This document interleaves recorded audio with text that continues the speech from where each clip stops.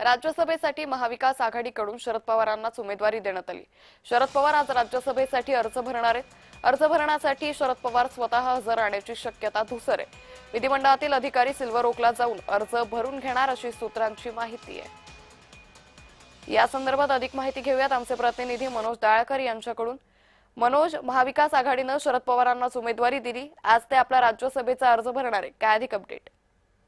बरोबर, आपण बघतो या ठिकाणी राज्यसभेच्या निवडणुकीच्या उमेदवारीसाठी महाविकास आघाडीकडून शरद पवार यांचं नाव महायुतीकडून 4 उमेदवारांचे नाव निश्चित झालेले आहे। त्यामध्ये रामदास आठवले, विनोद तावडे, माया इवनाते आणि रामराव वडकुते यांचं नाव या ठिकाणी निश्चित झालेलं आहे। आणि त्यामध्ये शरद पवार यांची तब्येत कुठेतरी ठीक नसल्यामुळे विधिमंडळातील अधिकारी हे शरद पवार यांच्या सिल्वर ओक या निवासस्थानी जाऊन या ठिकाणी राज्यसभेचा निवडणुकीचा अर्ज या ठिकाणी उमेदवारीचा अर्ज या ठिकाणी भरणार आहेत। आणि त्यामुळे आपण प्रकृती ठीक नसल्यामुळे शरद पवार हे विधिमंडळामध्ये येऊ शकणार नसल्यामुळे त्या ठिकाणी विधिमंडळाचे अधिकारी हे शरद पवारांच्या निवासस्थानी जाणार आणि तिथे उमेदवारी अर्ज हे भरणार आहेत। आणि आपण या ठिकाणी आज अर्ज भरण्याचा दिवस आहे आणि या ठिकाणी महाविकास आघाडीकडून शरद पवार महायुतीकडून आपण बघितलं तर रामदास आठवले, विनोद तावडे,